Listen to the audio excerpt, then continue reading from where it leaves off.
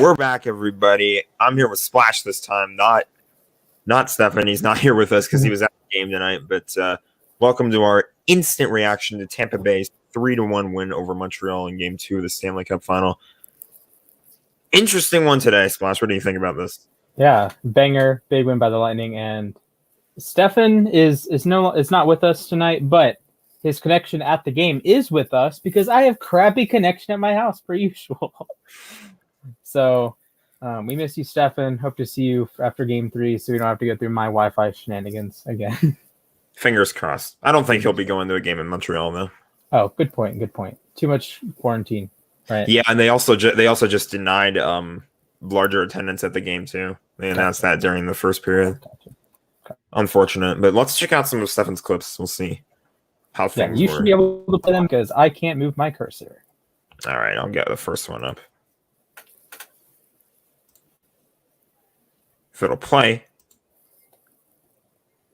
It'd be lovely if it would play. It's not playing. That's strange. My Wi-Fi was fine all day. Now it's like all over the place. Oh, hold on. Give us a moment here. There we go.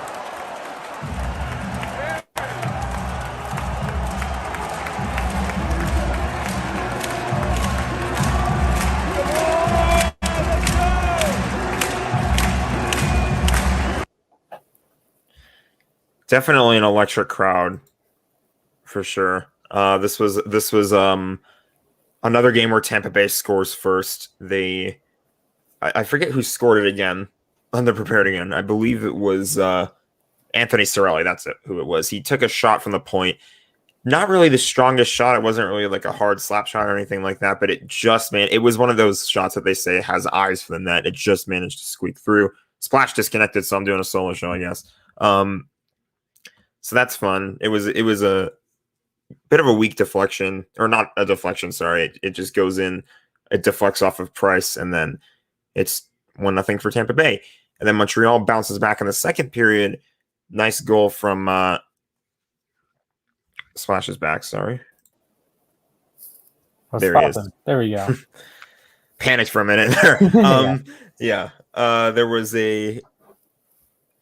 Who scored the goal for Montreal? I believe it was Suzuki. Yeah, it was Nick Suzuki. Yes, Nick Suzuki got the lone Montreal goal. And then the goals scored by Tampa Bay were from Palat, who scored, I believe that's his second goal of the Cup Final. Coleman, who I also believe has 2 now, and Cirelli scored near the end of the second period. Cirelli scored the first one, actually, in the first. Oh, I was reading it the wrong direction. Yeah. My apologies. He scored first, and then Montreal, I would say, played their best period of the series in the second period. Like, they were controlling the puck really well. They were keeping up with Tampa Bay's offense a lot better. They had a ton of shots. Vasilevskiy actually ended the game with, I think, 46 saves. It was incredible performance from Vasilevskiy. 42 saves. But yeah, he played lights out. And it looks like it's going to be a banger of a game heading into the third period. And then with 0.3 left on the clock, not Anthony Cirelli. I just said his name. Blake Coleman. Buzzer beater, baby. Buzzer beater. Beautiful one-timer. And we would say it, or we would say it. We would show it, but we don't want to get demonetized, so bear with us. I'm sure Jack posted it on the U Stadium NHL account, so hey, make sure you follow that. We have affiliate accounts with U Stadium MLB, usually run by Nick. We have, of course, the main one. I believe we have an NBA one, got an NHL one, and we're looking to push out more, so stay tuned. You can follow. There's a betting one on Instagram. There's a soccer one on Instagram that Javier does a wonderful job with. And, of course, Jack is doing some banger stuff with the NHL, both on Twitter and on the Instagram. Yeah, so we're going to have a lot more coming up for sure. Yes, sir. Andre Vasilevskiy, though. I mean, you can tell that this is a goalie that the Canadians just have not faced. They haven't faced a goalie like him all series long. And I think Carey Price is holding his own in this matchup for sure, but you can tell Vasilevskiy is just up to it every time. He's on another level today at a .977 save percentage. That's not a fluke. That doesn't usually happen. 43 shots for Montreal, only 1 found the back of the net, and that was a power play goal too. So it was even strength today. Montreal did nothing. Zippo. Nada. They definitely tried. It just felt like, especially towards the end of the game, they really could not get pucks on net. And then eventually Tampa Bay gets one really, really unfortunate bounce. I think it was Edmondson trying to clear the puck behind his own net. It bounces off the boards behind the Montreal net, goes right to... I forget again. I'm forgetting who scored. I need to have this up. Coleman. No, Coleman had the second one. Who had the third goal? Palat. Palat, yeah. Goes right to Palat's stick. Bad angle, but Carey Price is in the wrong spot and puts it in. But they don't ask how, they ask how many. So there you go. That is... Go ahead. Oh, I was going to ask if you wanted to do a little overview of the awards that went out yesterday. Well, I think we'll get to that in a little bit. But yeah, that is just an absurd stat for Vasilevskiy. I mean, 0.977. Ooh, sheesh. That is ridiculous. And it's not that Carey Price is doing terrible. I still think he's had to come up clutch a couple times in this series so far. For sure. Not really as much in this game, but you look at the shots on goal comparison, and he just didn't get as much action as he did in game one. So yeah, and for the uninitiated, Montreal had 43 shots on net. Tampa Bay had 23. Tampa Bay out hit Montreal 40-36. Montreal won more faceoffs, 30-27. Both teams had 3 power plays. Montreal converted one of them. Tampa failed to convert, and even in penalty minutes, Tampa blocked more shots, had more takeaways, had more takeaways and more giveaways.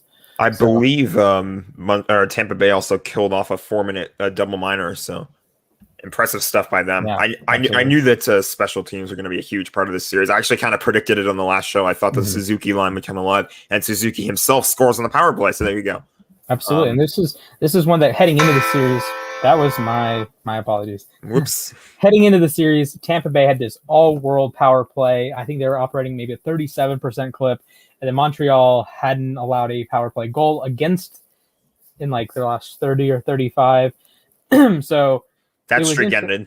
It was interesting to see, like, that's the angle a lot of people took, that, okay, Tampa, special teams, they're going to score. Montreal, can they kill off penalties? And so far, they have. I believe Tampa's only converted 1 out of 6, and Montreal did get the power play goal today. So big goal there, but it's only 1. You needed 3. Probably to win, you would have needed 4 today. So I think Montreal played reasonably well, but it's hard to look up and see you're losing 3-1 and say, yep, good performance today. Yeah, I mean, I would say at the very least they definitely have something to build off of.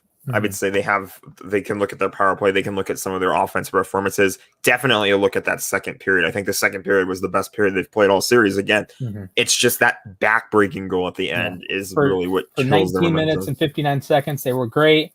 Then you have that half a second that you turn off. Tampa scores. It's 2-1.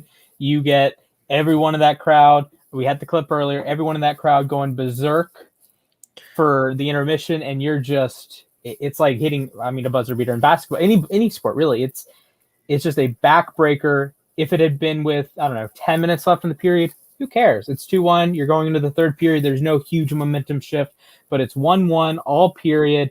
And then tick, tick, tick, tick. Coleman rings it in. It's like Montreal. Yeah, at a certain point, you just have to throw your hands up and say, well, whatever. We tried. Yeah. Unfortunate what those kinds of goals can do to you. And for sure. Yeah, buzzer beaters in hockey, they don't happen often, but when they do, it's backbreaking for sure.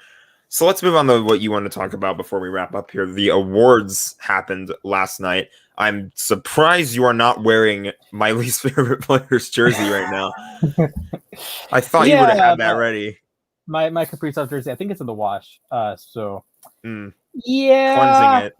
Yeah, got a little dirty when I wore it the last time. So, oh well, it happens. But your favorite player, my favorite player, Kirill Kaprizov, is the your Calder Memorial Trophy Award winner, Rookie of the Year for the uninitiated.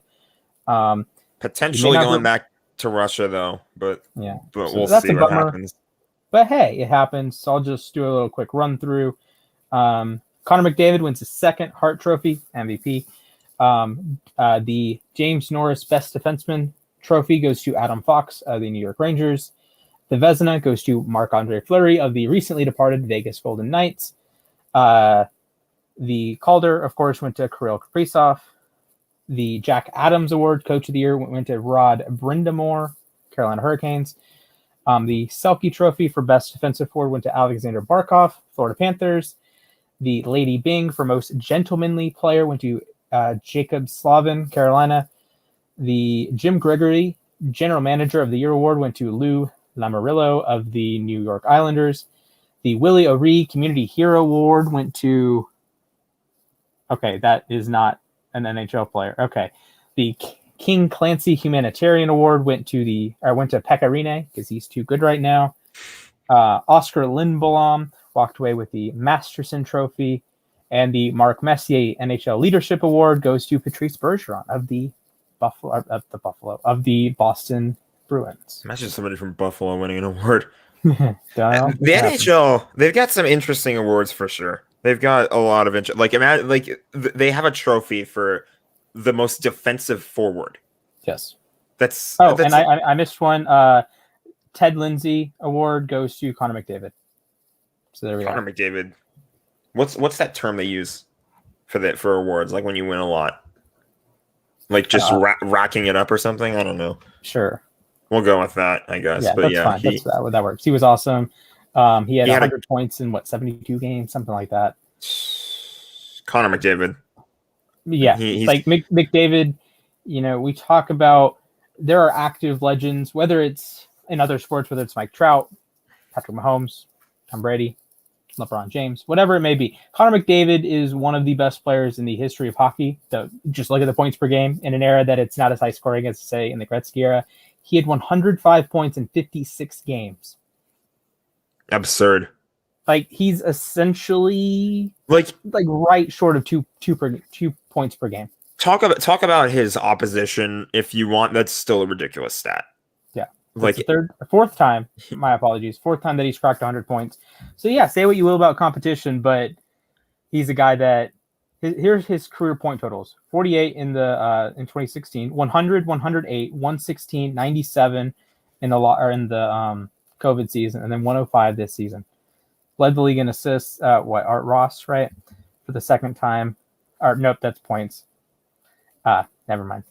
Won the Art Ross Trophy for the third time in his career. You're just superstar is putting it lightly when it comes to Connor McDavid. Very much. Second Hart Trophy, won in 2017. Just an unbelievable player, and I'm glad I get to watch him. Me too. I'm glad. I hate that I have to play against him most of the time, but right. That's I didn't have to really this year, but good point. Or watch the Oilers that much because the NHL was weird this year. Mm-hmm. But yeah, Connor McDavid, he's a generational talent. We're probably not going to see another player like him in a long time. So, absolutely. And he's only 24. He's Patrick Mahomes without a ring, pretty much. Yeah, he has 574 points, and he's 24. Like I probably could look that up and see who has more points by age 24. I can do that. Gretzky, maybe. Well, I think Gretzky's probably there, and of course, Gretzky played in an era that it was like you're going to score a lot more goals than you do nowadays. Sure. But you're talking, let's see, as of age 24, sorted by goals, combined seasons sorted by goals. Gretzky's first, naturally. Let me go to points instead. There you go. While you look that up, by the way, gonna drive us off topic for a second. Marc-Andre Fleury finally gets his Vezna. That is long overdue. Mm-hmm. He's had a ton of incredible seasons, both with Pittsburgh and with Vegas. He was probably a huge reason, I would say, why Vegas was able to go on their huge cup run in 2018. For sure. Because I'll just go through some of his past performances. 2011, he was 8th in Vezna. 2012, he was 7th. 2018, his first year with Vegas, he was 5th. 2019, he was 4th. And this year, of course, he won the Vezna. Also was the Jennings Trophy winner, along with Robin Leonard, because they allowed the fewest goals, had the fewest goals allowed across the entire season. Impressive from Vegas. So with Connor McDavid, he is the 12th highest scorer of all time as of their age 24 season. And the guys ahead of him are like Gretzky, Lemieux, Howardchuk, Yzerman, Turgeon, Yager, Trottier. Savard, or Crosby, Coffey. Like, Come the on. elite of the elite. Come on now. Those are some of the hugest names the NHL's ever had. And he's keep right in mind, up with them. He's played fewer games than all of them. He's played 407. Lemieux is the only one that's played within 50 games of him. Or I guess Crosby played 434. Lemieux was 427. You have guys. Turgeon played 543 games before his age, or through his age 24 season. The stuff McDavid does on a nightly basis, I don't know if we're ever going to see again. It's like you said too. This is kind of an era where people are not going to score as many goals. Goaltenders have been getting better as the years have gone along, as the decades and the eras of the league have been going along. Yeah. And he's just able to put up these crazy numbers. 24 years old. Yes. I mean, who else would you rather build around if you're Edmonton right now? Like, no one. No one. Like, there's no one. Like, the only active players remotely close. Crosby's 10th on the list. Ovechkin's 16th. Stamkos is 23rd. McKinnon's 24th. And even McKinnon, he had 100 extra games than McDavid. Kovalchuk had a 60 extra games. He's 30th. King's Kopitar, legend, Ilya Kovalchuk. Your boy Kopitar is 39th. Pasternak, 43rd. Patrick Kane, 44th. Draisaitl is 46th, McDavid's teammate. There are a few guys in the NHL as impactful as Connor McDavid. Probably no one as impactful as Connor McDavid outside of maybe Nikita Kucherov in the playoffs. Kucherov, maybe Point, maybe... If you want to have the conversation, I guess you can throw in Kucherov because he's so good in the playoffs. He's one of 3 players ever to have back-to-back 30-point playoffs. But and you just see what he's doing this year, all the points he has. I don't know how many points he has in the playoffs, but I think 33-ish? 8 goals this year, I think. Maybe 9. He's been playing lights out. And, say what you will about Tampa Bay. They did not cheat. They did not cheat the salary cap. They played by the rules, I think, by putting him on the long-term injured reserve. That was a smart play. Gary Bettman, actually, himself, he said... 30 points for Kucherov this playoffs. He had 34 last season. There you go. Yeah, he said that they didn't break any rules by putting him on long-term injured reserve. And it was a short season. You pretty much... What do you have, like an ACL tear or something like that? You're pretty much going to miss like 56 games if you're on the long-term injured reserve for an injury like that. So absolutely smart moves from Tampa. I think that they played it well. And it sucks for teams like Montreal now because they have to face him at his, I don't want to say peak, but like in playoff form, Kucherov, like good luck. Yeah, you're talking a guy that won the Hart in 2019.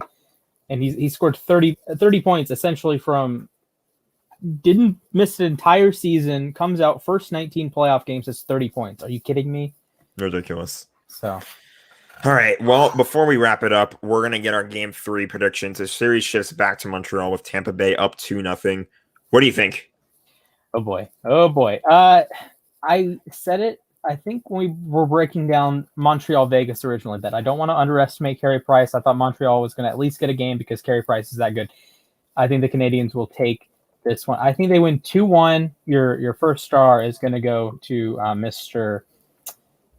Carey Price. So I'm going to take Montreal 2, Tampa Bay 1 in game 3.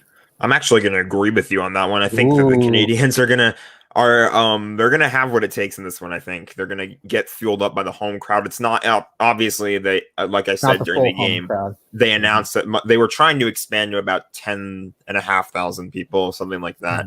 And then they announced that they could not get permission from Quebec to be able to host that many fans. Habs fans won't care. They're going to go crazy outside the streets of the Bell Center anyway, so they're going to come back. I think that the home ice, though, is definitely going to fuel Montreal, and you're not going to get 3 bad games in a row out of Carey Price. I don't even think this was a bad game out of Carey Price anyway. Fair. I think he's a really strong goalie, and they'll be able to bounce back, and we'll see what happens, but I think I'm agreeing with you with 2-1. All right, so I'll throw that up. Jack says 2-1 as well. Boom. There you go.